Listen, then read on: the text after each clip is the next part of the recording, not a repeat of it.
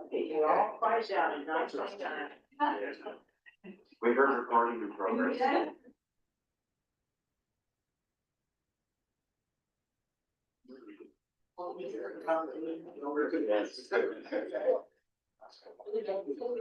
you double checking? Phones off?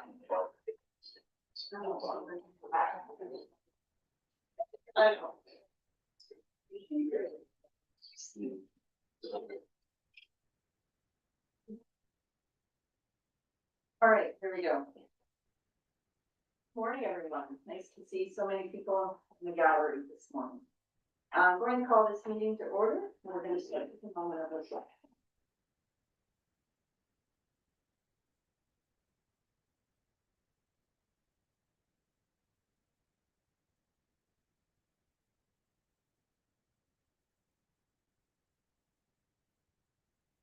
All right. Confirmation of the agenda. I have a recommendation that the council agenda dated March 3rd, 2026 be approved as circulated. Moved by Councillor Martin, second by Councillor Vanessa. All those in favor? Any opposed? Carried. Declaration of pecuniary interest for anyone this morning?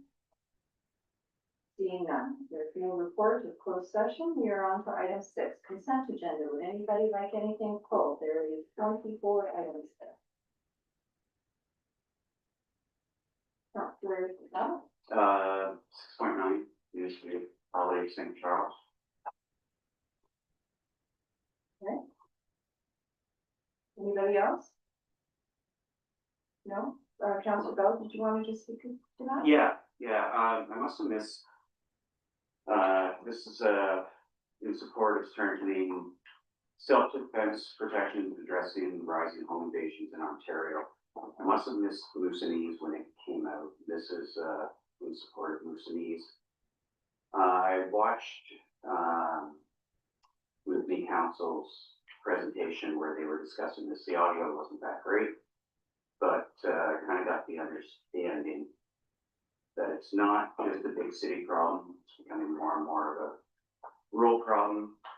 We've heard Premier Ford talk about castle law and the right to defend your home and property. So I'd like to see that, you know, when we look at it in a rural context where we're also isolated, not necessarily to the extent that Moosonee certainly is, but I think it's something that I'd like to send a letter of support to. Any other comments regarding council? I personally would like to see the letter from Moosonee. We'll do that. Is there any way you can get that? I don't remember seeing Moosonee one come across, so I'm not, and again, the audio from their council meeting is not great, so I couldn't understand exactly where all it got sent to. Sure. So if you're okay with that, let's bring it back to the next meeting with the letter of Moosonee and the discussion. Yeah, I'm good with that. Okay. Okay. All right. Seeing nothing else, the recommendation that consent agenda 6.1 to 6.24 be received with information and that the regular council minutes of February 17, 2026 be adopted. Moved by Councillor Jeff Bell, second by Councillor Mark Bell. All those in favor? Carried. We are at public meetings, hearings, and delegations. Report of revision.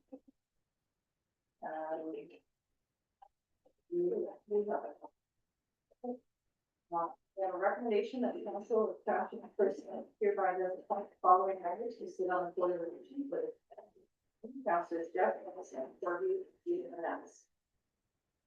Moved by Deputy Mayor Wilhelm, second by Mark Bell. Councillor Mark Bell. All those in favor? Any opposed? Carried. And the council does recess at 9:33 a.m. in order to hold a board of revision for the Flutter training. Moved by Councillor Martin, second by Councillor Vanessa. All those in favor? And opposed? Carried. Okay, so when I call your name, if you could read the oath in front of you, Councillor Jeff Bell. I do, I, Jeff Bell, do solemnly swear that I will, to the best of my judgment and ability, without fear, favor, or partiality, honestly decide the appeals to the Court of Revision from the assessments appearing in provisional bylaws entitled Cluttered Drain and Branches that may be brought before me for trial as a member of such court.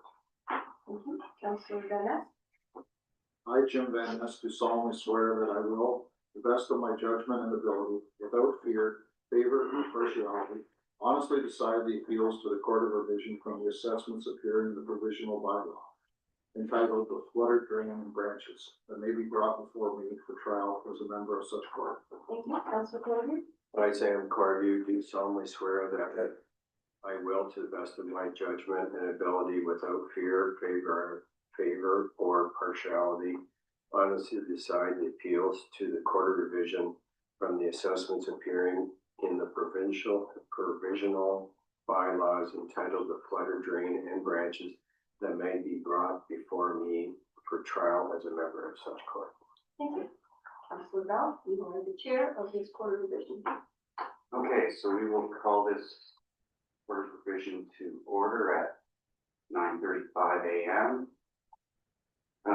We're here to talk about the Cluttered Drain and Branches, Brandon's report dated January 5th, 2026, and noting that Spirit Associates are the engineers. Brandon, can you walk us through? So there's been no appeals received as far as I'm aware, and I don't believe any of the landowners are even in attendance. We haven't heard anything regarding appeals from any of them. Okay. Do you want to outline the nature of the proposed drainage works? This is a closed drain located on line 4. The tile system, it is a brand new drain. It was initiated by the Floodards and Mr. Thompson, and has an approximate cost of $281,000. So we have no written comments or objections, No, haven't received. and there's no one here in support of it or against it.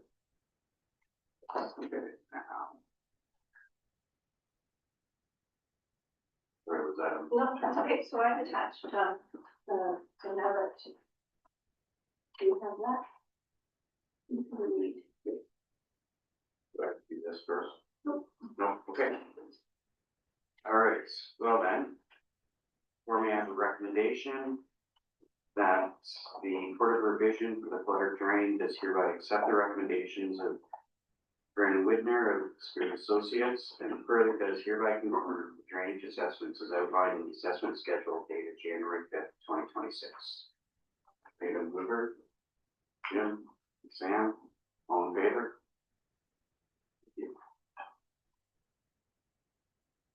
And now you can adjourn. Okay, and now I have a recommendation that the Court of Revision for the Cluttered Drain is hereby adjourned at 9:37.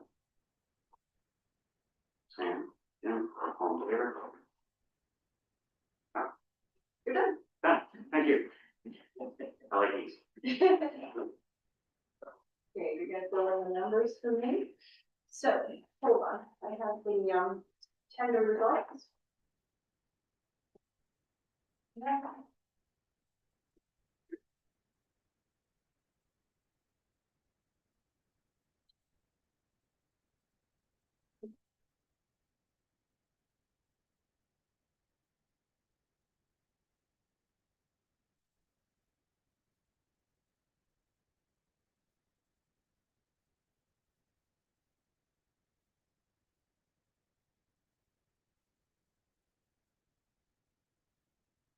Brandon?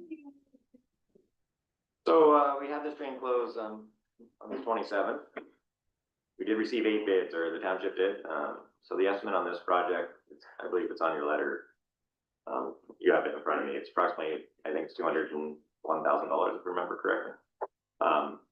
We have a low bid received from AG Hater out of Grand Bend, so at $179,680 plus HST. You know, the bid, everything seems to be in order. It is for summer construction. But yes, we did receive 8 bids and we have, some very competitive bids. You know, we have 4 bids under the estimate. It did come in at about 89%. I believe on the letter, we also noted, where the special assessments, landed, with regards to roads, and I believe they're within $300, if I remember correctly. So the specials are essentially the same, but the drain is down approximately $20,000. The savings would go to the owners. So very, yeah, it's very competitive. Any questions for Brandon? Nothing else? No question. Excuse me, just one question, Brandon. Any concerns from homeowners doing it with summer? Well, they don't know yet.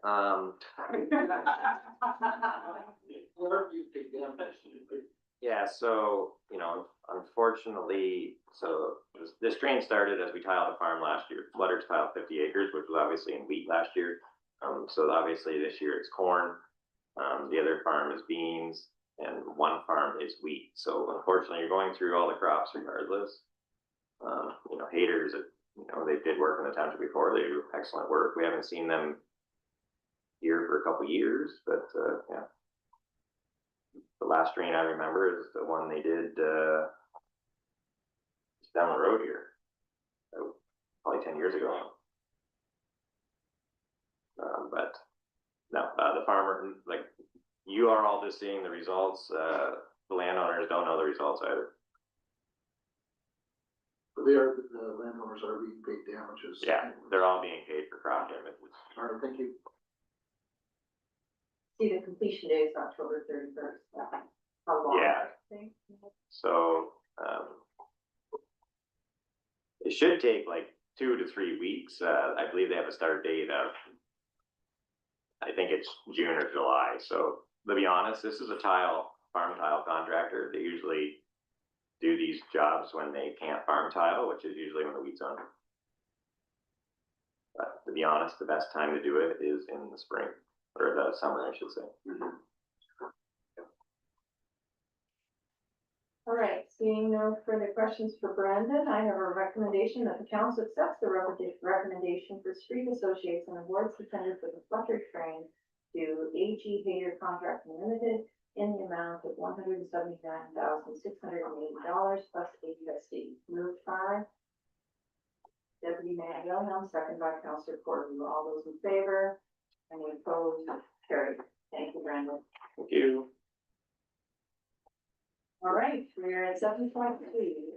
Bill Hunter here, that's Teresa. You want to talk to the front and I think you have a presentation for us, plus the annual report?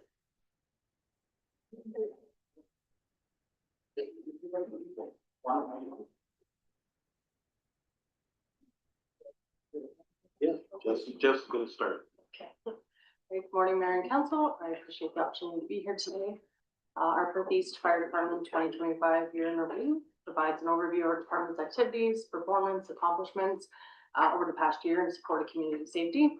The report highlights our emergency response statistics, training and professional development, our fire prevention and inspection efforts, and also our public education initiatives, reflecting our department's continued commitment to service excellence, regulatory compliance, and operational readiness. Collectively, these efforts demonstrate the dedication of our members, the value delivered to the townships we serve, and the department's ongoing focus on protecting life, property, and the well-being of the communities we serve.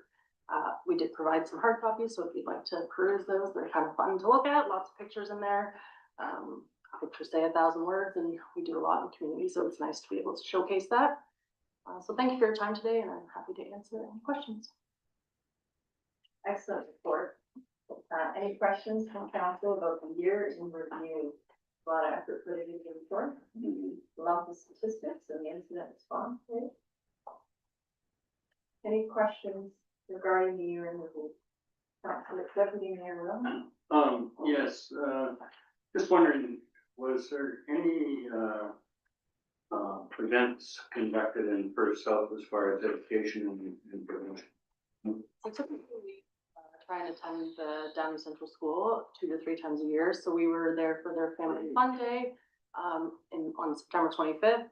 Typically, we try and go in the fall as well to witness fire drill and do some in-person education in the classrooms. They wanted to defer that to the spring, so we do have time set up in April to go visit some classrooms and witness one of their fire drills. We also have our Cedarville open house every year, so Fire Prevention Week is usually the second week in October. So we hosted that event as well. And then our other public education initiatives include our radio campaigns through the two Stratford radio stations, and then as well as our social media. Any further questions about the year in review? If not, I have a recommendation that the Perth Fire Department year in review for Perth South be received for information. Moved by Councilor Jeff Bell, seconded by Councilor Mark Bell. All those in favor? None opposed, carried. We are at the updated fire agreement. Bill, the floor is yours. Thank you, Mayor. Good morning, Mayor and members of council. This report before you today presents a proposed update to the fire services agreement between the Township of Perth South and the Township of Perth East. This review originated back in August of 2025. Perth East Fire Department Joint Advisory Committee requested that staff examine whether sufficient operational and capital information was being shared with Perth South Council. Staff reviewed the agreement and found that most of the provisions remain effective and did not require amendment, including meeting scheduling and existing requirements for sharing our minutes, financial statements. Some internal improvements were identified to ensure that those processes occur consistently. There were two targeted additions that are proposed to enhance communication and transparency. First, the monthly fire department activity reports will be shared by both municipalities at the same time. You'll see in consent tonight or this morning that I loaded up was 6 activity reports, which is unfortunate. So the plan with that is that when I do my single monthly activity report for Perth East, it would simultaneously be sent to the Perth South clerk and would show up on your consent on a regular monthly basis. The second, the fire chief will attend a minimum of 2 Perth South council meetings annually or as requested. And that's to provide operational updates directly to council. So these changes were supported by the Joint Advisory Committee and no other amendments have been made to the agreement. The intent is simply to strengthen information sharing and maintain that clear communications between both municipalities. And I'd certainly be willing to answer any questions. Any questions? Deputy Mayor Wilhelm? Yes, thank you. I'm pleased with the amendments you put in. I think that's great. And the question I do have though is that how is the percentage Perth South was calculated in the agreement? That's the Perth South lands that are covered by fire protection. And it states that all lands in Perth East within the corporation limits per impact assessment. So it really doesn't state how Perth South's assessment for fire protection with Perth East is calculated. And I'd really like to get an understanding of that. So there is a formula. The assessment, the assessed area, the Cedarville response area, that information, the MPAC assessment, is provided to the Perth East treasurer. And then it goes into a formula, which it's a treasurer question. I wouldn't be able to get into that exactly, but there is a formula. And it compares the assessment for the Cedarville response area in Perth South with the assessment for the entire Perth East response area for the fire department. Yeah, the calculation would have to probably be better explained by the treasurer. The one thing, and I think it's important that the council is aware, Perth South gets the services of the entire Perth East Fire Department, It's not specifically just the services of the Seamerville Fire Station. So, for instance, a structure fire in Perth South, obviously the Seamerville Fire Station responds to that, but at the exact same time, the Shakespeare Fire Station is also responding with assets to help. That's why it's based on the entire Perth East Fire Department. But yeah, as far as the math, I'll leave that up to the treasurers. I appreciate your explanation. I, for one, would like to see that calculation in this agreement so that in 5 years, anybody can read it and know how it's calculated on what per cell case. And I think it's important to have it in this agreement.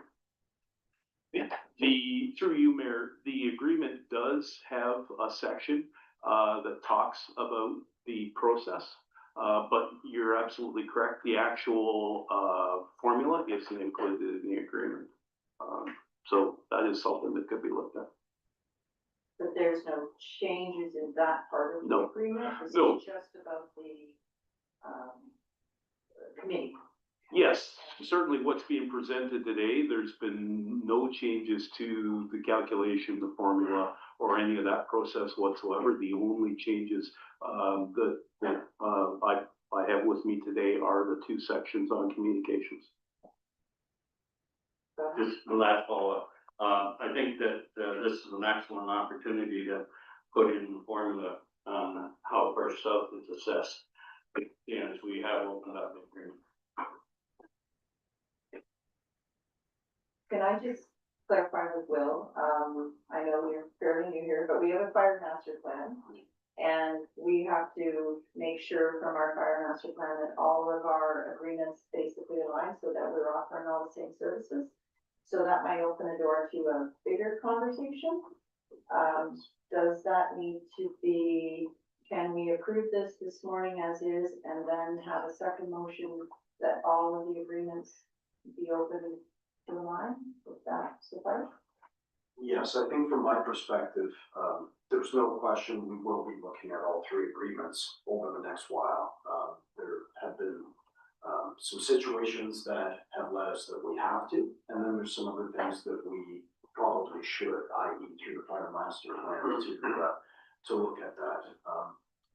It's a great opportunity to open it up. I would agree with the chief that the agreement today is only about the communications related items, but certainly if there could be that second motion to create an opportunity to have PERSA, Perth East, whatever that group that gets together looks like. I haven't totally formulated that in my mind, but if there's a group that can sit together and work through the agreement as a whole, certainly any agreement can be opened up at any time either, so there's definitely an opportunity to do so, but also appreciating that these particular amendments really are just for a now thing. We can look to the future as well.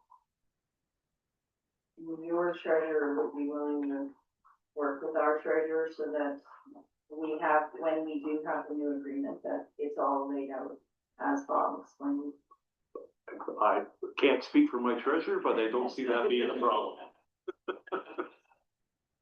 Go ahead, Chief. So I was talking to Paula yesterday, so really what she's doing is taking our, Seabrookville area, putting the weighted assessment to it, adding it to theirs, and then dividing. So, that's where that formula is coming up with, almost 15%.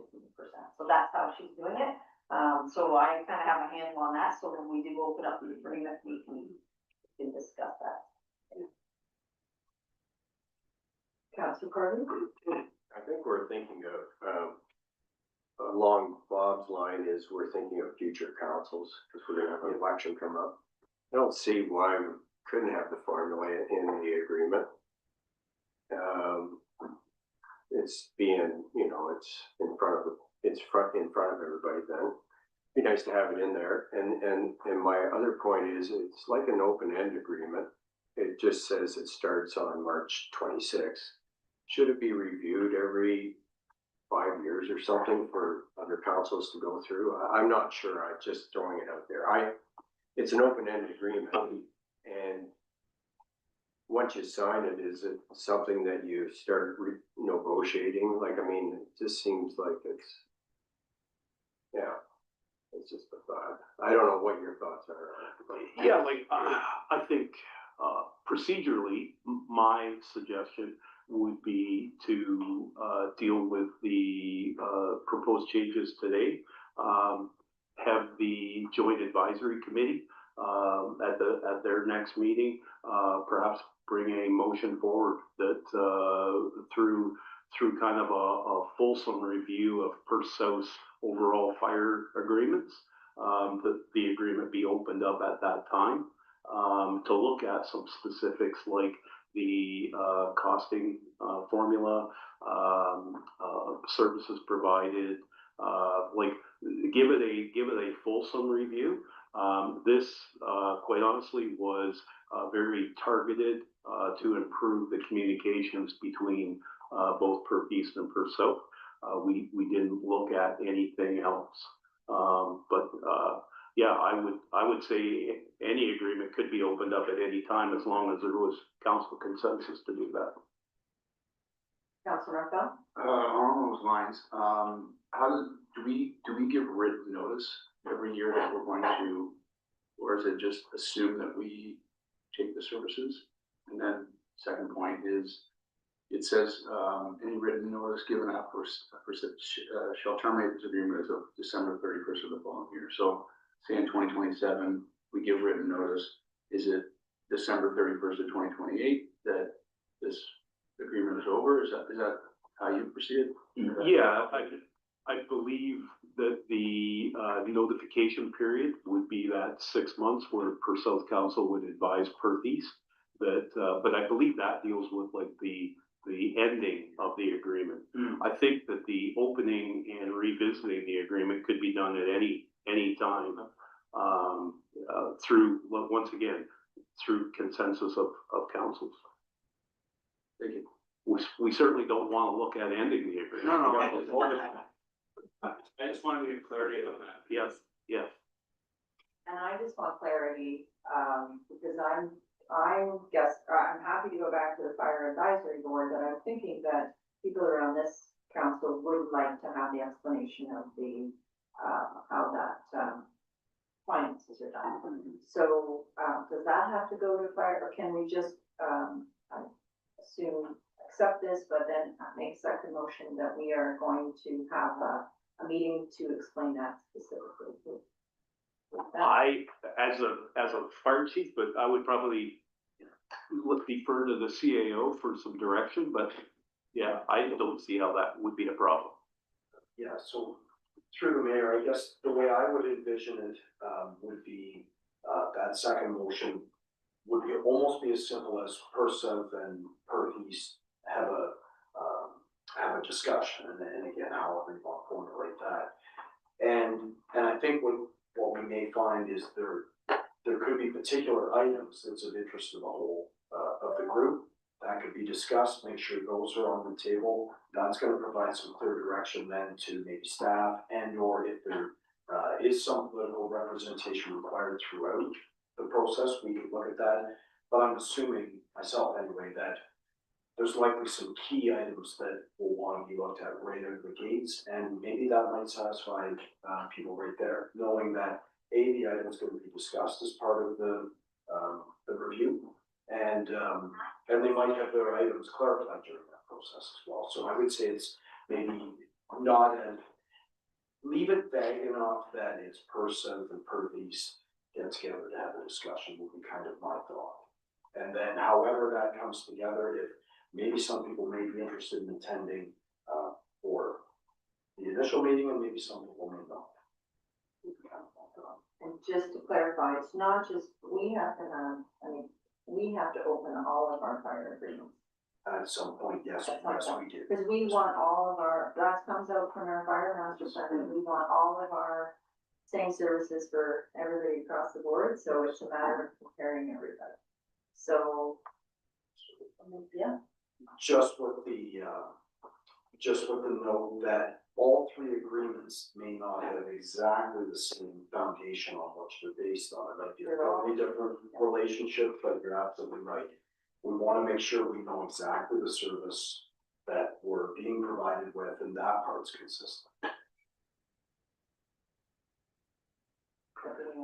Yeah, I'm concerned that when we start, this whole process of renegotiating basically 3 fire agreements, so that we get same protection and education, fire prevention throughout the township of Perth South is gonna drag on. And, I don't believe this agreement needs to, be complicated, but I am gonna make a motion that we defer this signing of this agreement until the financial end of it is completed in the agreement. That's my motion. Okay, seconder. Councilor Vaness, discussion on that. Councilor Martin. I'm just wondering the timeline on that, because the communications aspect of this agreement that's before us right now looks good. And it would be nice to have it in place. So, deferring this doesn't, to me, make a lot of sense if it's not gonna change the financial and that it's just keeping us from taking advantage of these communication opportunities. Unless I'm reading that wrong.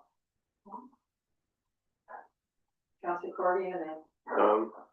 I guess, we've had a great relationship. It's not gonna go away. I mean, deferring it's not gonna hurt anything until we get more information. It's been the same for how many years since? A long time with not being reviewed, so I don't see any issue with deferring it for a little longer until we get a few facts. But it's not like we're gonna lose your fire service. We both need each other, right? Councilor Marco. Just ask Tracy how long that would take to get the financials figured out, maybe that would figure out where we would be on this motion. Or, I have the spreadsheet that Paula sent me last night, so where the numbers came from.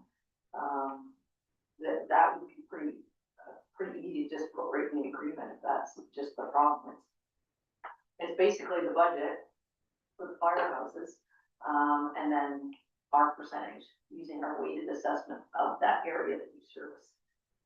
The financials are pretty easy, to figure out, and, if it's just a matter of throwing that spreadsheet on the agreement, it wouldn't take long at all. Does that have to go through the fire advisory committee? Probably. This report is on the agenda for Perth East Council tonight. So obviously whatever decision is made here could have implications on Perth East Council meeting. But I typically, anything that deals with the fire service of between Perth East and Perth South goes through the fire advisory committee first. So yeah, procedurally, I would say that it would probably have to go back to the committee.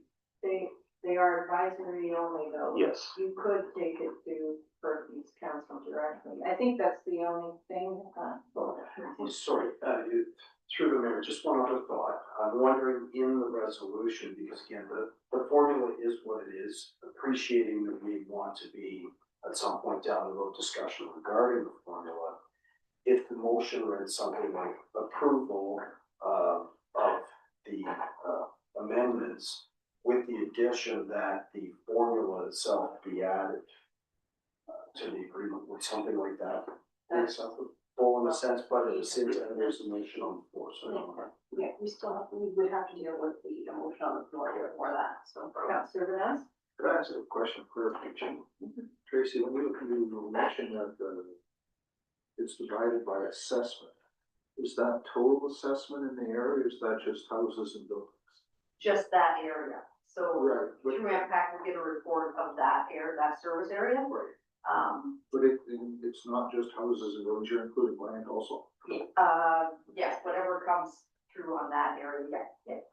I think they provided a map. Did everybody? Right, I have that, Yeah. that's asking about the assessment. Yeah. So is there any variance in total area as part of that, or is strictly assessment? Just assessment. And it's weighted and same as the for each assessment added together. Okay, thank you. Council Brody. So, my problem is we know how things drag on. And there'll be a new council in November, so I think it's better to be clear now. It's, I don't see a problem with it because it's been the same for how many years?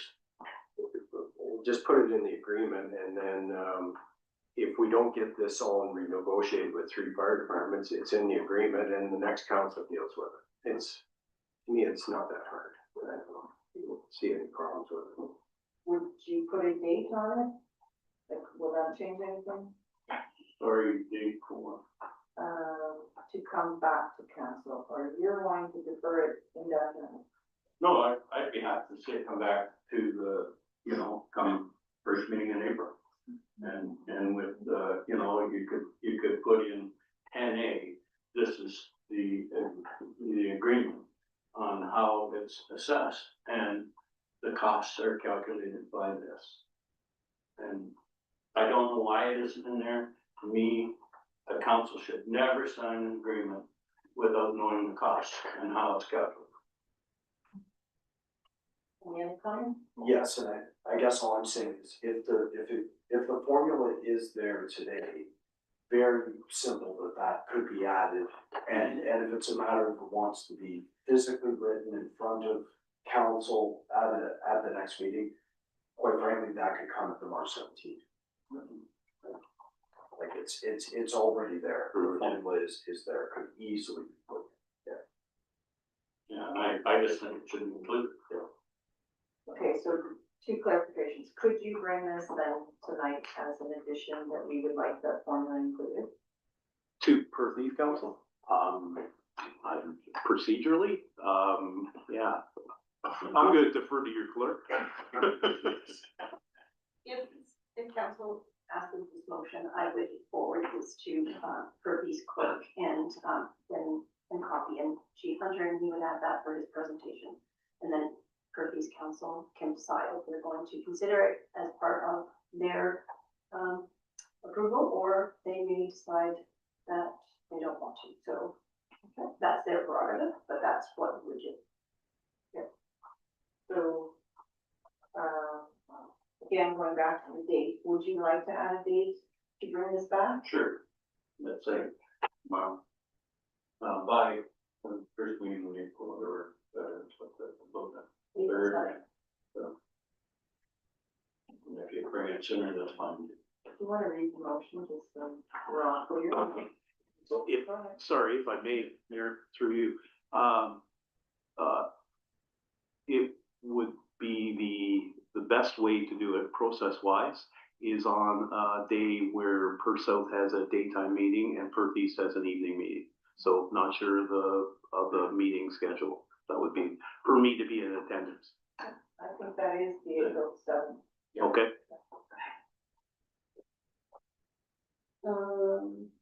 Okay, so we have a motion on the floor that is moved by Deputy Mayor Wilhelm and seconded by Councilor Vaness, that the council defer signing the agreement until the financial calculation formula is included in the agreement, to be brought back by April 7th, 2026. Are you okay with that? Yeah. Yes. You're okay with that? Okay. All those in favor? Any opposed? You're opposed or? No, I'm not opposed. Okay. Okay, then the motion carries. So, little more work to do. Okay. Okay, thank you very much. Thank you.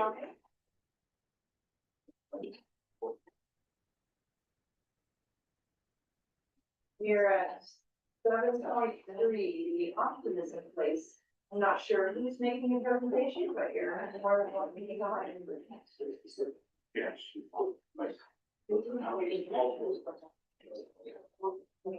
Nice. All right, good morning. Hi. I'm Deb Prouders-Sink, and I'm here today as a member of the Board of Directors of Optimism Place Women's Shelter. Sorry, can And- you just say your name one more time? I think there was. Sorry. Yeah, go ahead. That's okay. I'm Deb Prouders-Sink. And I'm here today as a member of the Board of Directors of Optimism Place Women's Shelter and Support Services. And I'm also a resident of Perth South. I probably should interject and thank whoever it is that clears that drift at the end of our laneway. It's massive and it's been a hard winter, so thank you. Seriously, thanks to Mayor Sue Orr for responding so quickly to my request back in December to bring a delegation today. I joined the Optimism Place board because I had seen firsthand how intimate partner violence could change the trajectory of a friend's life. And when I met with the executive director at the time, as a fact finding, I was shocked at the numbers here in Perth County. I've become an advocate for women experiencing intimate partner violence. I am hopeful that the municipality of Perth South will take a stand today and declare intimate partner violence the epidemic that it is. Donna Jean Forrester is the Executive Director of Optimism Place Women's Shelter and Support Services. She is also the lead of the Gender-Based Violence Priority Area of the Perth County Community Safety and Wellbeing Plan. As such, she brings a level of expertise to this topic that all of us here today from Optimism Place are happy that she will share with you.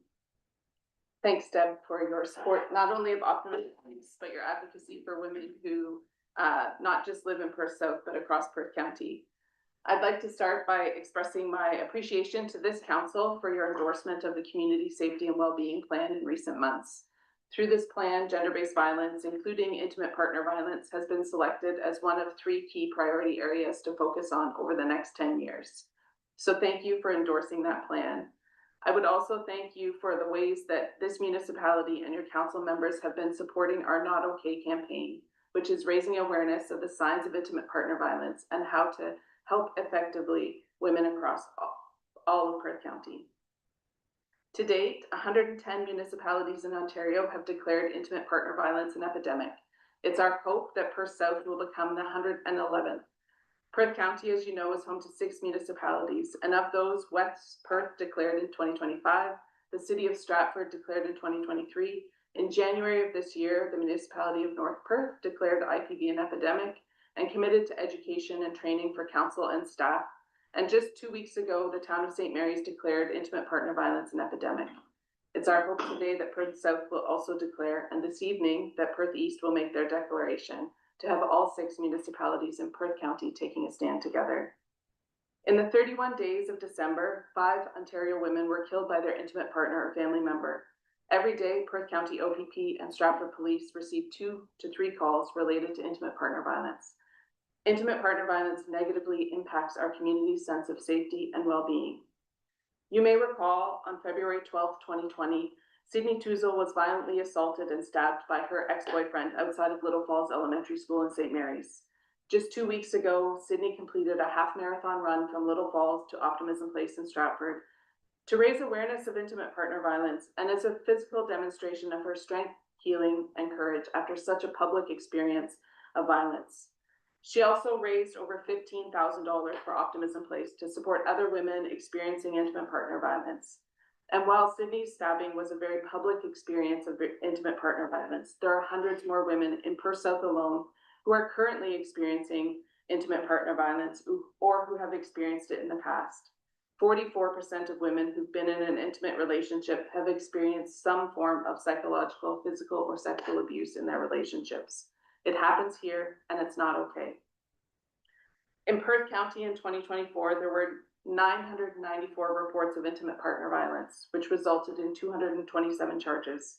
Every month, probation and parole supervise an average of 115 clients who are on probation as a result of domestic violence charges. At Optimism Place in 2024, there were 203 women and children living in shelter, and an additional 200 women accessing intimate partner violence related services, but who did not need residential support. Since 2022, 50 women have been assessed as high risk of lethality from their intimate partner and have received wraparound supports from a collaborative group of community partners who have joined together to immediately reduce their risk and ensure their safety. Every year at Optimism Place, we see about 5 to 10 women, along with their children, from Perth South who access our shelter for a residential stay. In addition, we have about 15 women and their children who are accessing our community-based services such as counseling, support with family court, parenting supports, and other supports associated with experiencing intimate partner violence. Every single day, at least one woman from Perth South calls our 24-hour support phone line for support for themselves or someone they know who is experiencing intimate partner violence. Today, a declaration of intimate partner violence as an epidemic is not just symbolic words on a page. There are actions to be taken that can make a difference, and the first step is education. Knowing the signs of intimate partner violence and how to respond effectively when someone is experiencing it. The next step is to seek supports from experts in our community to help understand the issue and how our community is responding to it. And then raise awareness among your friends and family members by talking about it, sharing information, supporting activities. In your package of materials for this meeting, there's a list of ways that you can engage, but I'll highlight just one. On April 13th at Milverton Public School, Stop VAW, which is our collaborative committee of frontline workers from a variety of organizations who are working together to end violence against women. This committee is hosting a community information session about intimate partner violence. It includes dinner, so there's no reason not to come. There's speakers from all community organizations who will be present and provide information and support right on the spot. If you're able to share this information about this event, encourage people to attend and attend this event yourself. You will learn and you will be able to support the residents of Perth South who are experiencing intimate partner violence. Intimate partner violence has been increasing in our community, and the negative impacts of intimate partner violence on the residents of our community, and in particular, women and children, has consequences that last for generations. We encourage Perth South to declare intimate partner violence an epidemic and continue to work collaboratively together with our whole community to ensure the safety and well-being of all. Thank you for your time today. Thank you for your presentation. I'm gonna open the floor. Anybody would have comments? Councilor Jeff Brown? Thank you. Thank you for the presentation. Excuse my language, but I have to refer to it as a holy shit moment. I had that conversation with someone this weekend, talking about some of the numbers in this report. I said it can't be that big of a problem in Perth County. And I gave them the numbers. And the response was, holy shit. So, thank you. I'd also like to recognize that we do have Lisa Wall, the executive director of the Murphy Center, and some of their board members here. They can also provide some information if anyone has any questions. So, the numbers in here are disturbing, to say the least. To think that one of our friends and neighbors are calling for support on a daily basis, that's very concerning. So, I would certainly support seeing a motion raised to declare intimate partner violence an epidemic here. Any other comments or questions? Councilor Vanessa, and then we'll. Just a question here. I'm part of the CPAC committee and the numbers, I'm trying to understand this. So from 22 to this year, what do they call it? They call it occurrences, domestic related occurrences have dropped by half in Perth South. And charges have dropped by half in Perth South in those 4 years. So I'm trying to understand, like, do people not call the police? Do they mark it under a different column? And I wish the police was here, but they're not. Can you explain that as well? Yeah, the numbers in our report are for all of Perth County. But there is, we know that these numbers are vastly underreported. Not everybody calls police, lots of people don't, and never will. And it doesn't mean that it's not occurring, and it doesn't mean it's not okay. I didn't say it. I'm not saying that at all. I'm just trying to get a clarification. Like, the current Perth South issue is charges was 4 Perth South, according to the Charlotte Police, and occurrences was 13. So most people are then not talking to the police. Is there a reason? Yes, I think there's a reason for that, and we know there's still a huge stigma around intimate partner violence. We know that the justice system is not the answer for a lot of intimate partner violence occurrences. It's not always helpful, and we also know that it takes numerous times for women to gain the courage not just to call Optimism Place, but to reach out to police, so that there's occurrences happening that are not being reported. Thank you. Yeah. Would anybody from the Amarillo Murphy like to make a comment? Oh, I'm sorry, Councilor Murphy. Go ahead. Okay, sorry. I just wanted to thank you for the links that were included in this for the education. I had an opportunity to go through it recently. It's excellent. It's really well done. Particularly the tools that it gives somebody, because, you know, the stats seem to be fairly clear that people have an idea something's going on and they don't know what to do. These trainings were particularly good. And I felt I left it with some training and with some skills to help in a situation. So I'm wondering as a council what we can do to help push this training out, whether we can include it in a newsletter or because the more people that can take this training, the more equipped that our community is, that we can help support people that are in these relationships and we help direct them when people. So I know I passed it on to my employer and our training and development and asked them to send it out. I'm wondering if we have opportunities to help share this. I'm also thinking eventually, maybe in the fall or maybe next year, we have a training session here and at the Downey Optimist or here in the office. I think it, well, I guess I'm speaking out of turn, but potentially not. I would agree with you that the links are excellent, and I'm happy to open the floor to Emily Murphy. Did you want to say anything? I know that you weren't on the. No, that's okay. Thank you very much, Madam Mayor. I'd like to echo what Donna Jean has put forth. We see very similar numbers happening with us at the Emily Murphy Center. We know that every 3 days, a woman in Canada is killed due to intimate partner violence. If that were happening with any other population, there would be, I think, increased action. I'd like to hear this discussion at this table with the councillors who are saying that they want some more information and they want some training. So starting with the motion, make this an epidemic here in Purcell is a great place to start, and then action oriented around that, perhaps to start training every civil employee here. We can't do it alone. We have been working in this field forever, and we can't do it alone. We need the support of the community. This can no longer be a hidden issue. It is a responsibility of every person in the community to take action. Thank you. Thank you. Any, Councillor Marco? Yeah, my question is support. So when you say support, what does that mean? How does this, I don't know, I'm not really up on this, so can you just let me know, how is this funded? How does this work? Who's private donations? When you say support, what does that mean? Support for women individually, or No, like supporting the declaration? The whole thing,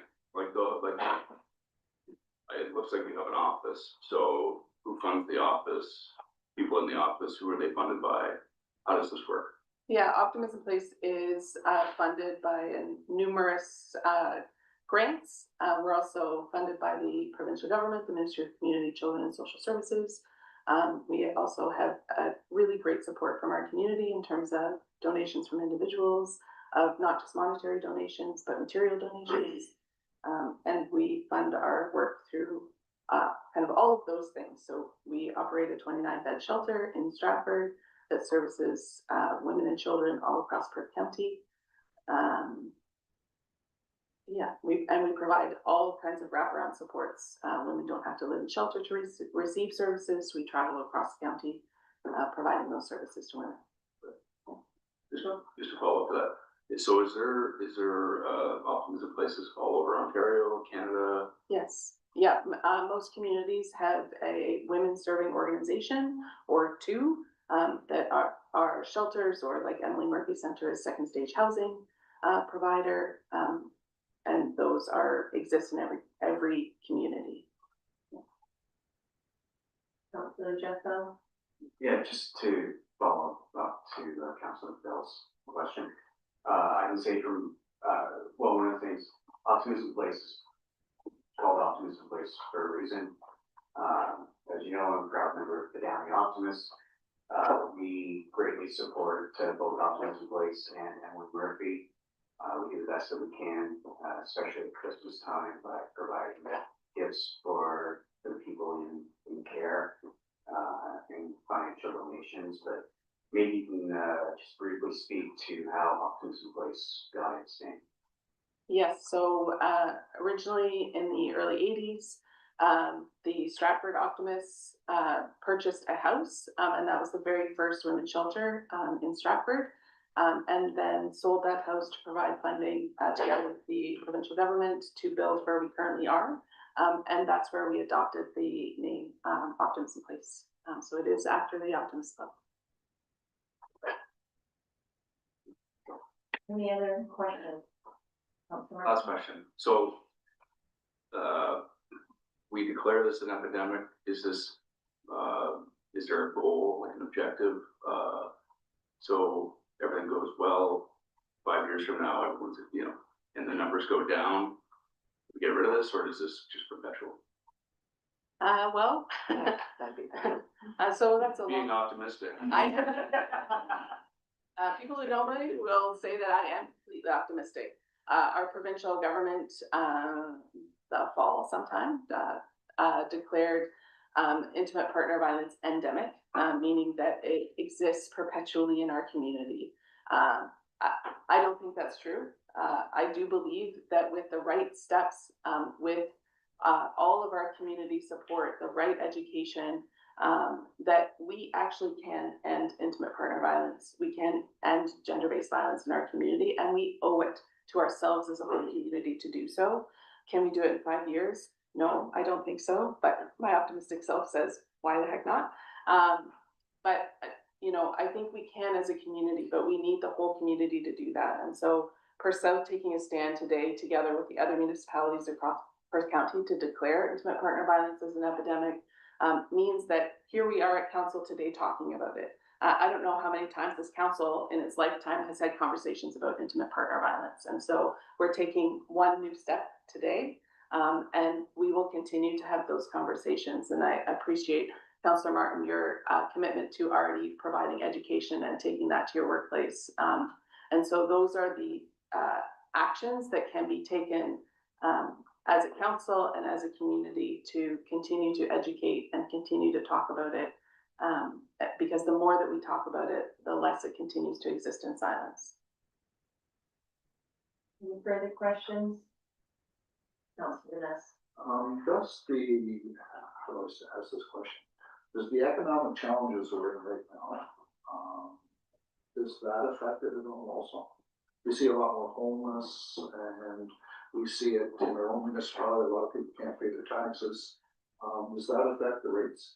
So there's all kinds of things that can impact rates of intimate partner violence, but we know since the pandemic, every year rates of intimate partner violence, despite what you might notice in terms of Perth South's statistics from Stratford Police, is that intimate partner violence generally across the country, across our province, is increasing. It, I think, is connected to economic challenges, but we know that intimate partner violence occurs across economics. There isn't, it occurs in all population. And so there is definitely challenges, and there are times when it is challenging in our community and the lives of our families, that it can increase, but it is not directly linked to economics, I don't think. Any further questions? Councilor Jeff Bell, did you want to make a motion? Yes, I would like to make a motion that the township of Perth South declare intimate partner violence an epidemic. So moved, second by Councilor Martin. Any other discussion? All those in favor? Any opposed? Carried. Thank you. Thank you for coming. All right, we're at item 8, reports, chief building official, March. Thank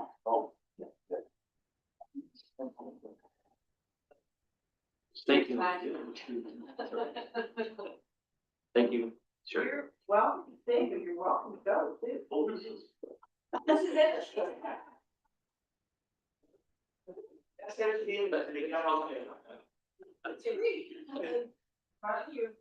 I'm not sure what to say now.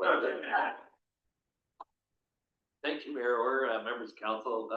My report before you. We've had a slow start to the year, but there are, the weather's warming up and permits are coming in. We've issued several since I've actually written this report. We're busy with the projects already ongoing too. We did 19 inspections throughout the month of February. So we're looking forward to a busy spring. I'm happy to report JSB Construction has got back to us about the office renovation. They're hoping to start the week of April 6th. So we look forward to getting that project ongoing and hopefully finished quickly as possible.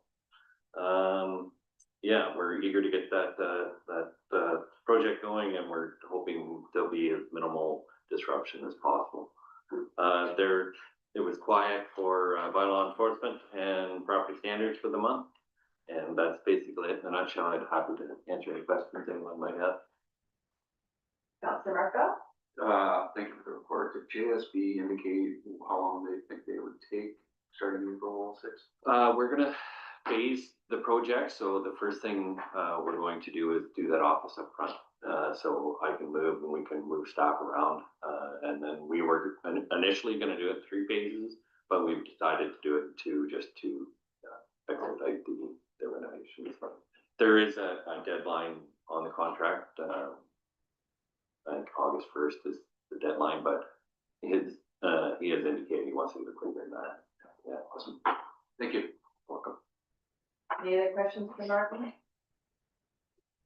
Seeing none, I have a recommendation that CDO update report be received for information. Moved by Deputy Mayor Wellno, seconded by Councilor Corview. All those in favor? Any opposed? Carried. Great, thank you.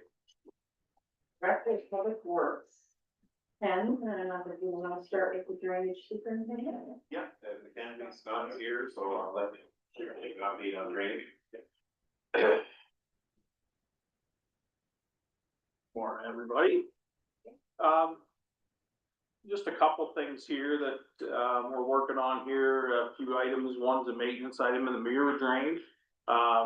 We just started working on that. It would entail a clean out and some brushing activities. We'd like to get this done before the 15th of March. We can't be doing any in waterworks as fish timing windows start to apply at that time.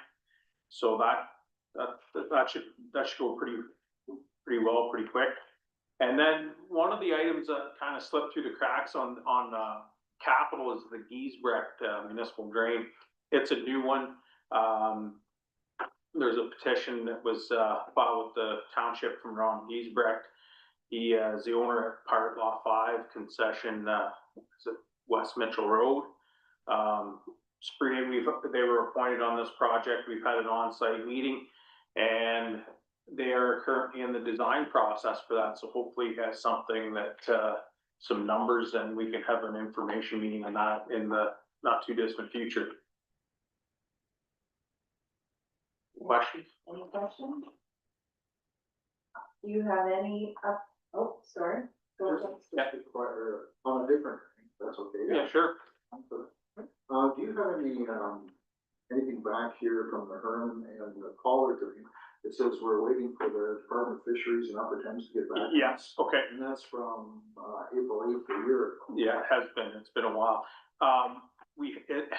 The hurdle here on this one is the Upper Thames.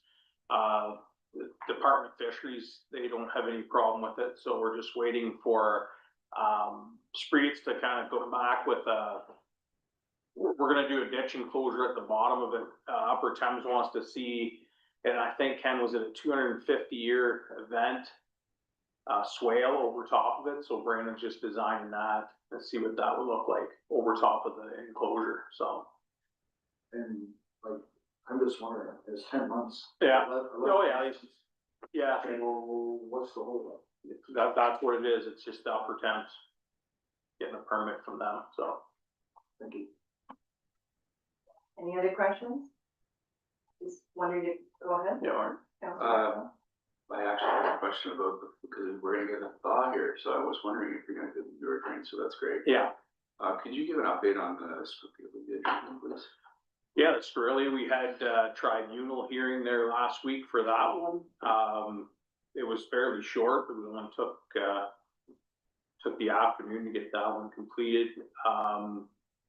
We'll probably hear back from them in about 4 weeks, like a month, yeah, with the decision. Yeah.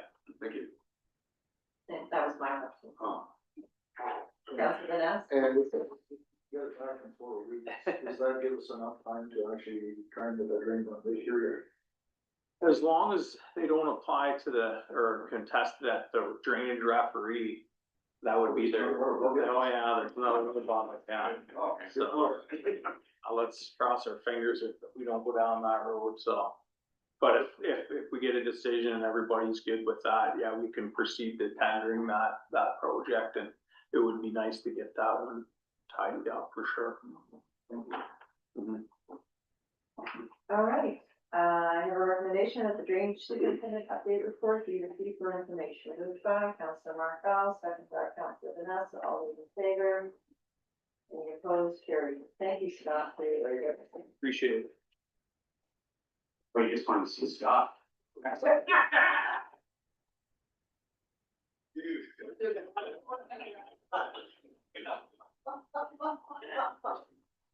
coming. Yeah, have a nice day.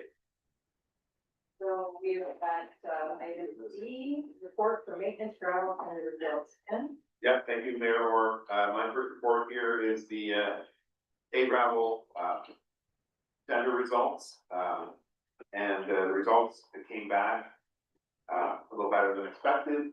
So basically the cost is the same as what we paid last year for the gravel.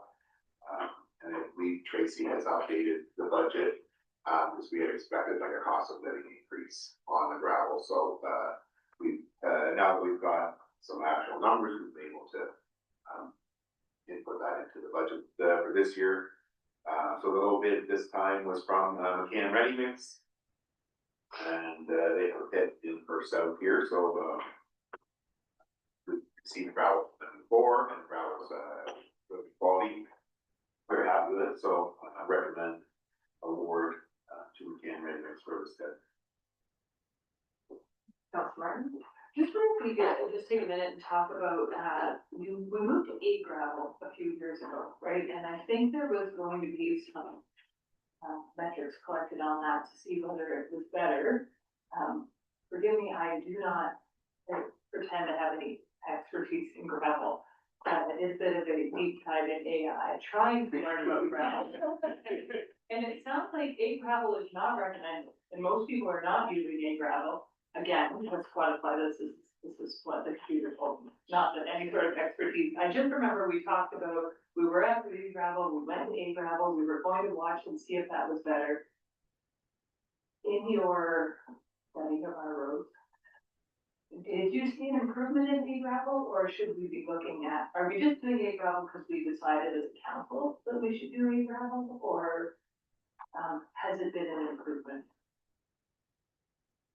So through the So mayor. it's very long. Yeah, through the mayor, once here, I'll try and, remember them all. You like A-Gravel again? So yes, it was council's decision. Yeah. Prior, we had been using M gravel, a granular M. So council decided we wanted to switch to granular A. And there's not a huge difference between granular A, granular M. I think they can even overlap a little bit. Granular A tends to have a little more stone, or bigger stone, is kind of the difference. So the granular A, I haven't noticed any, I wouldn't say I haven't noticed any change, for better or worse, based on the gravel change. We have noticed change based on quantity changes made, but not on the material. stuff. I think if you're using a granular A, it works better, having it on like a thicker application because it has that thicker stone. And some roads we put thicker and thinner applications on, so it's a bit of a,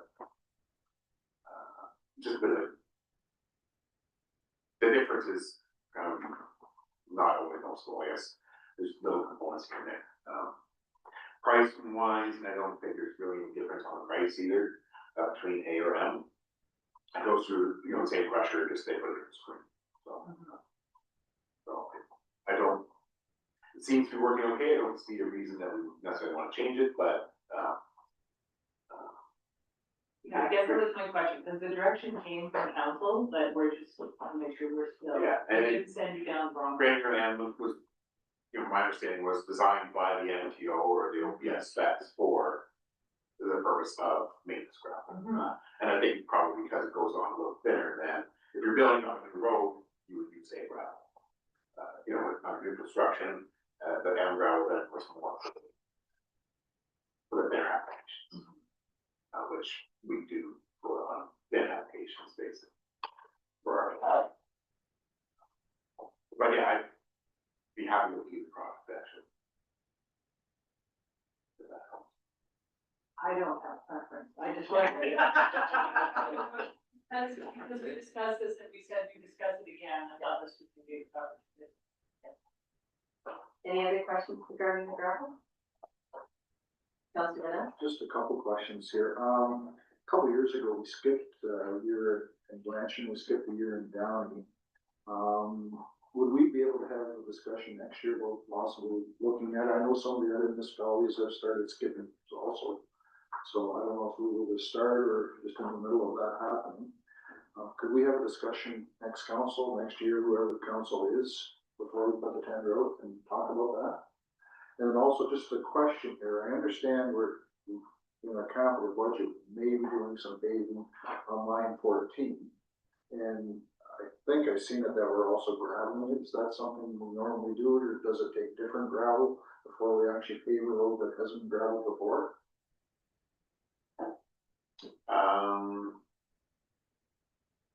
I guess the first question was, or first item to discuss was the skipping or changing. I know budgeting wise, Tracy would want to try and have some funding, I think, put away every year just for consistency on budgeting. How that translates into application can be changed, but just so you don't have 1 year where you have savings and then another year where the next year you have a big hit with the gravel comes back, that we were to, just for budget purposes, I know she likes to have like a consistent expenditure annually, but whether that is into a reserve or something. If they want to, the council wanted to, look at skipping or reductions of some kind. Look at that, I guess, with the council. The granulars for paving a road, getting maintenance gravel on the spring would probably have a small effect on if we were to pave it.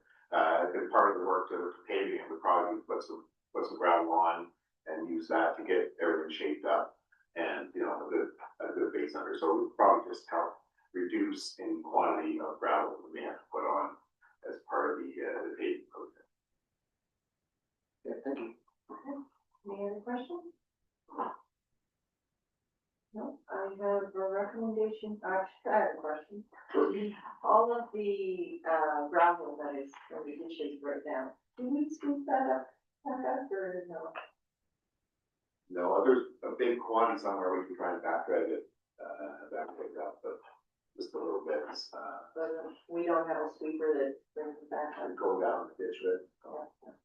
Just curious. All right, I have a recommendation, the Township of Perth South Council will make the 2026 A gravel tender result public orders 2026-01 to McCann Ready Mix in the amount of $480,060. Moved by Councilor Mark Bell, second by Councilor Jeff Bell, all those in favor. Any opposed? Carried. We are at dust control. Thank you. Next report is the annual dust control tender. So it was out and posed same time as the gravel one. I'm very happy with the results on this tender this year. The prices came in less than last year. I think it helps. Part of that helped with some competition from the number company that we had. One more supplier market, maybe that helped. Anyway, so the dust control was a little bit, this year they had historically done our dust control for us. So, I would recommend we go for a little bit for that this year. Any questions regarding dust control, Councilor Markell? Will they be carrying the calcium from Doddridge? Correct, as we're getting their office, and they have a terminal down at Port. The product comes in on a barge and they ship it out of Doddridge. Thank you. Deputy Mayor Rowan? On occasion, we, put dust suppressant through, middle of summer when we have issues. Do you keep part of this in reserve for that, or do you just buy spot pricing for those occasions when you have to bring in extra dust suppressant for too much dust? Yeah, if we had to do something in, so this is, you know, the main work of this is in the spring, but if we do have to put some product on, in the summer, you know, especially if there's a detour construction going on somewhere, sometimes that might cause it, not even our construction, but, you know, county construction or Stratford construction and create a lot of traffic on some of our roads. If we did have to do some stuff in the summer, the prices in the tender still apply, so it's for the whole season, and we're able to get them, you know, right quantity would be for a short section, so. Any further questions, Councilor Markell? One last thing, do we have reserve for this specific thing, or is this just going under gravel? This is under, in the budget, gravel was talking as, dust control and gravel are combined in one item under the budget. Thank you. This annual. Thanks. Councilor Jeffco? Sorry, so this is the third tender today that we're seeing decrease in pricing. Is this a trend that, Not on wood.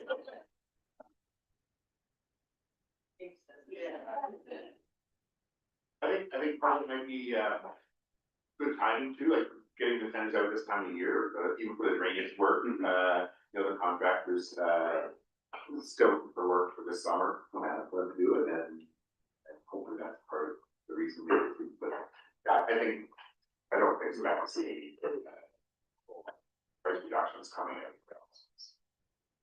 Awesome. Thank you. Councilor Markell? Swear it's the last one.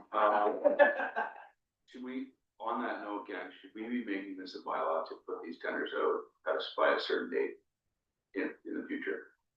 Like, should council be looking at this to be like, not let it drag on, because I think it has in the past, we did it or whatever, but is that possible? You want to comment, Tracy? Through you, or, I'm one for pushing to get those out right away. Yeah. Because I agree with you, the quicker we can get stuff out, the better we are, so, as a treasurer, I know that this is gonna be part of our operating budget all the time, so I don't have a problem, and I don't imagine council does either with getting these out very quickly, because it's gonna be one of your ongoing, services for your residents, so, yeah, Ken and I, even though we knew the budget in their past, we did push to get this out. Yeah, yes. Does it need a bylaw? I don't think it needs a bylaw. I think, just between council and, Ken and I, we just make sure we're pushing to get these contracts out for very quick. Maybe calendar, but it's sort of. Yeah. Councilor Gordon? One thing, we should think about before budget, and I talked to Ken about it a week ago, and Ken gave me some good information that our paved roads that we're paving are probably, we're doing the minimum on asphalt, so, I was thinking that maybe we should need a bylaw at some point that's for future councils, like maybe the first layer should be 3 inches, the second layer 2 inches, and may end up with 5 instead of 4. But Ken thinks that it's on the minimal side, and I noticed this year our roads are taking a beating. Our asphalt roads are really taking a beating, and I'm not sure putting it down on the first coat, so which is an added expense, but if we want 20+ years out of our roads, we should maybe think about the way we do it. And then, you know, Ken can add something to that if, whatever he thinks, but I'm not as scared to spend money on something that'll last, so. I feel that's more of a budget discussion. Yeah, I know, but I just want budget, for council to think about it before we get to budget. Yeah. Perfect. Any other questions regarding dust control? No, I have a recommendation that the Township of Perth South Council awards the 2026 dust suppressant tender Public Works 2026-02 to daily dust control in the amount of $190,613.15. Moved by Councilor Nass, second by Councilor Martin. All those in favor? Any opposed? Carried. Here at the court, 8.3. Do you want to pause at all, or do you want to just keep going? Keep going. Okay, keep going.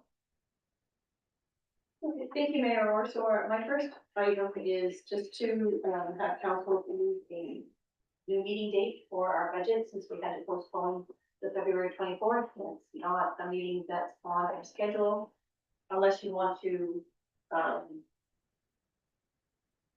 add it to one of our next meetings. So I was thinking maybe March 17th.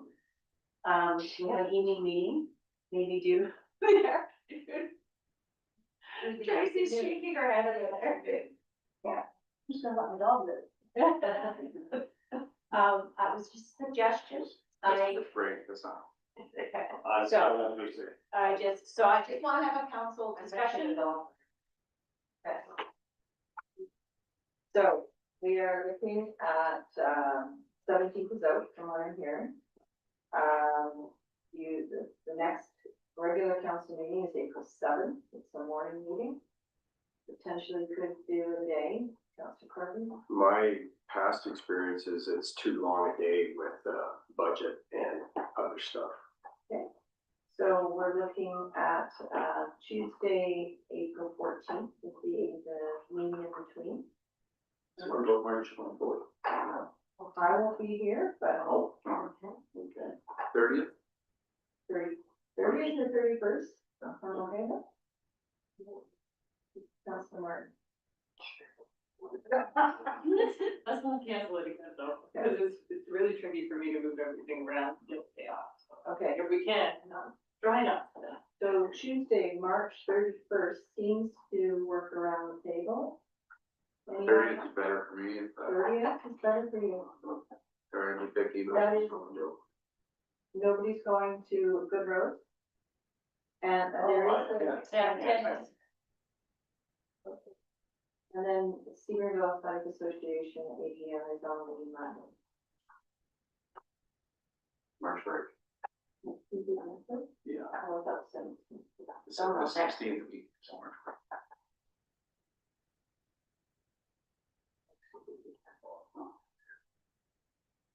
What are the wishes of council? I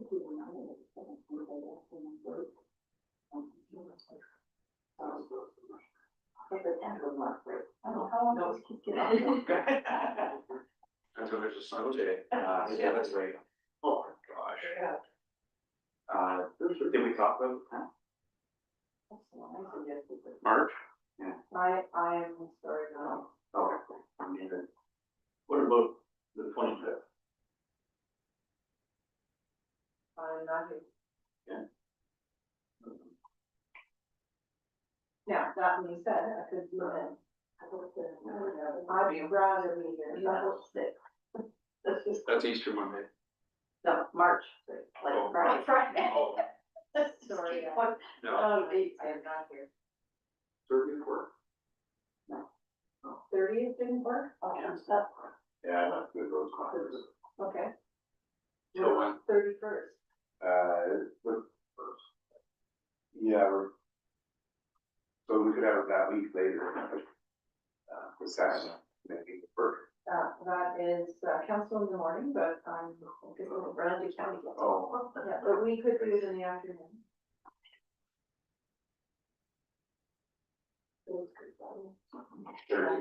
Friday, The first. But the afternoon of the second.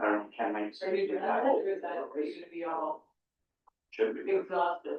No, I mean, it's just the two of us, so, we are looking at the afternoon of April second, it's a Thursday. Depends on how frustrated Sue gets in the morning. Too big for it. It's It'll be the okay. bylaw of the trees that day. Well, that should be pretty Oh, complicated. yeah. So. Well, you know, I am happy to come into I would like to get it done, so I'm hearing around the table that Thursday, April second in the afternoon works. Can we go with that? Okay, we'll do 1:00 start, 1:00?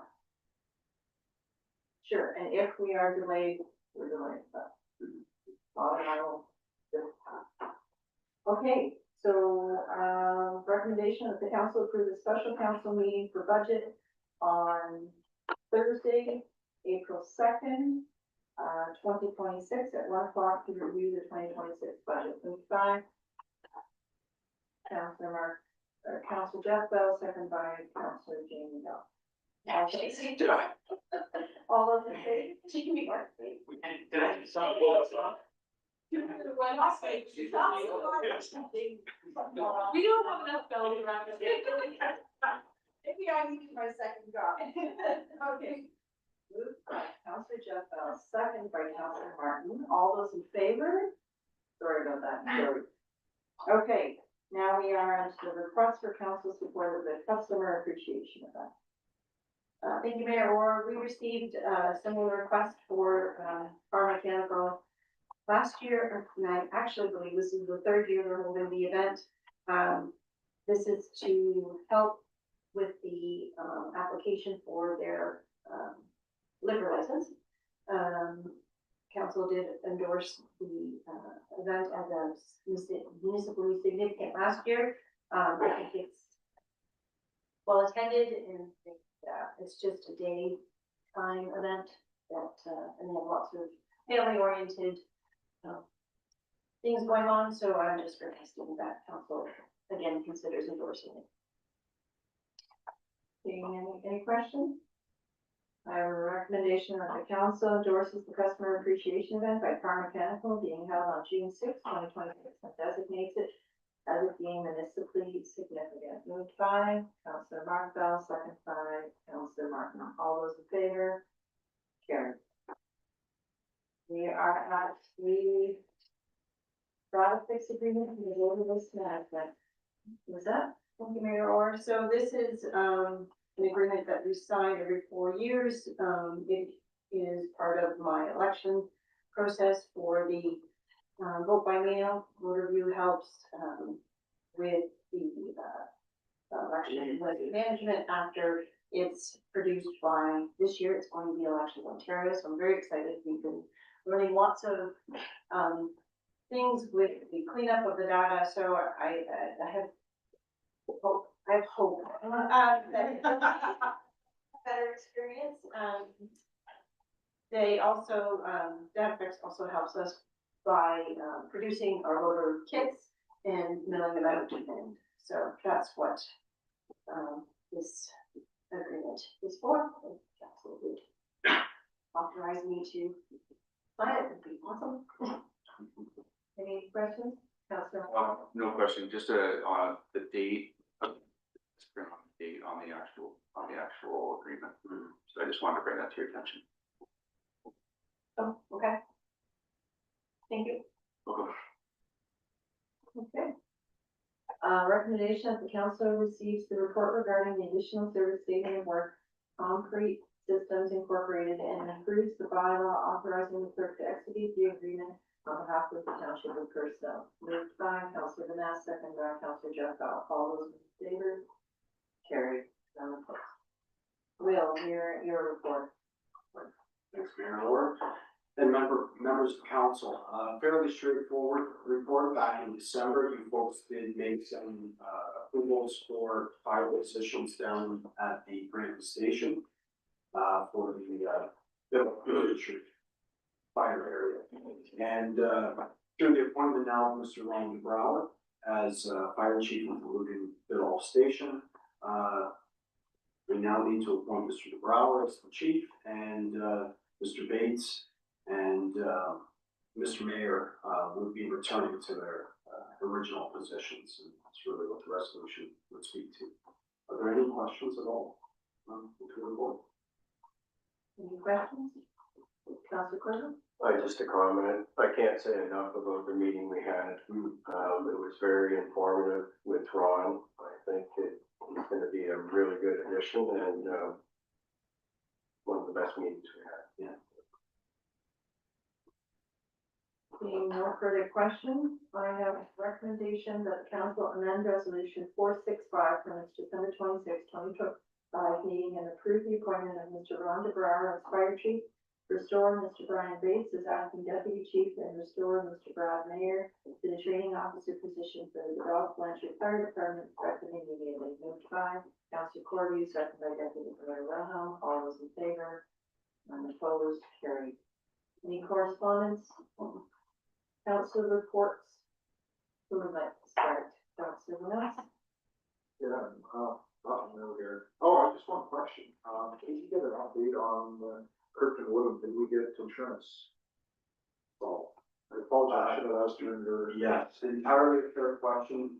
Simple answer is yes, the insurance issue is solved. It isn't sitting with us yet, but we are in agreement that a product can be found and they're in process of putting that together. Thank you. Councilor Jeff Bell?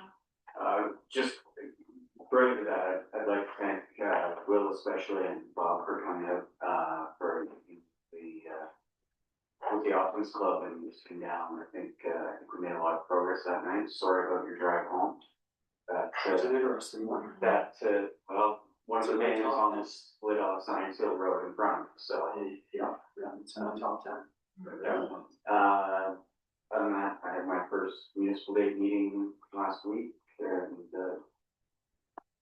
I guess the other things, thank you for Councilor Martin for organizing another great games night last night. Councilor, well, and that's really the only thing I have to talk about. We had another games night last night. I think we have to find a different day. That first Monday is a problem, but I guess I would want to thank the support of Councilor Bell and their work and their families that came out to play games and argue over rules and provide snacks. So we've had some good support. I do think we need. Deputy Mayor? Similar to, Councilor Bell commented, we attended the, Kirkton of the Optimist and the Community Center Board members were there. We had very good discussion and, hopefully it's going to move forward. There's going to be a Community Center Board meeting on, March 9th, and they're going to discuss the, insurance, etc. And, we still have ways to go to organizing how this is complex is going to operate and how it's going to be managed. But if we get everybody insured, then we can take time and do it right, which is important. And yet, and was commented on Luke at all. We had a good meeting there. That I think is going to be a more difficult negotiation than what we had anticipated. We may as well do it right, and right now, where I'm sitting, we're subsidizing the Commodore in our agreement, so we're gonna have to take some serious negotiation to get that changed, but that's where we're willing to get down on the road. What's that? Councilor Marco? Oh, go ahead. Councilor Yeah, I guess I'm taking Bob's spot Monday night. Yeah. At the community center. Did we get anybody to go to the Stephen Bell? Mayor Orr has, put her name board, but anybody else is welcome. I might, what date was that again? 31st, 30th? Yeah, I might go. I've been there before. It's a good night. Which reminds me, there was an invite from PCFA. Did you get that? Well, April 10th. I can attend, but only for half the morning. Would anybody like to go to the PCF roundtable discussion? I don't have the email right in front of me, but. So, pardon? What was that again? The PCFA, so I think it's for kind of, or it's the OFA. I think it's PCFA. I don't know if I circulated it. Okay, I will find it. So let Lizette know if you, I think we can have 2 or 3 counters. I'm only going for half a day. And the other thing was, Ken looked after it pretty quick, line 14 at the bridge there, that was, those potholes were wicked, I'll tell you. Even my truck suffered going down that road, so Ken got down there and fixed it up. So, everything's good. Okay, yeah, county council this week will have a, component of stewardship program. We did not, we're not going, so far, we're not going to receive any program regarding our Perth South Tree Day. I don't necessarily agree with that. We're going to be, giving a discussion, among other things regarding the stewardship program. But, what else? Just really busy, the forestry bylaw, took a lot of time in the month of February, I was encouraged by the discussion, but I was also, by a few of the comments being made. Yeah, good games night last night, my husband enjoyed it, it's not bad, so. I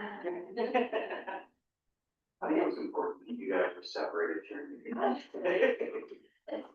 And I'm meeting new people, which I think is important, in a fun way. Okay, no other council reports, we have bylaws. I have a recommendation, bylaw 10/2026, be a bylaw to authorize the execution of the agreement with the contract systems incorporated in first, second, and third readings will be properly signed and sealed. The 5, Deputy Mayor Wilhelm, second by Councilor Mark Bell, all those in favor? Carried. We have a bylaw that the 11, so this one, okay, we're not deferred, so we have to do this one. So the agreement is back. Any other announcements? Notices in motion? Other business questions covered? We have confirmatory traffic, go ahead. I'm not sure where I've got to ask a question. Is there a possibility we can have a delegation from Grant Track to come to our next meeting? Do a presentation on refurbishing road bridges before we get into the budget meeting. And I apologize, I'm not sure where I'm supposed to ask that. Ben, do you think that's possible? Yeah, they've been out, looked at the equipment and stuff. Could they make a presentation to council, so like just what the program Were is? you talking to anyone about that? Oh, okay. I thought maybe, they offered back something too, so I don't know if this way too, but I can ask. Okay, thank you. For which week, the next, Before the budget meeting. What's it, 17th, I think? March 17th, yeah. All right, recommendation of the bylaw 12/2026, the bylaw to adopt, confirm, ratify, and understand by right of the township of Perth South, beginning with second and third readings, and be properly signed and sealed. So by Councilor Corby, second by Councilor Martel, all those in favor, any opposed, carried. And we are adjourned, so we adjourn at 11:07, moved by Councilor Martin, seconded by Councilor John Bell, all those in favor, carried. You guys could just keep sitting down.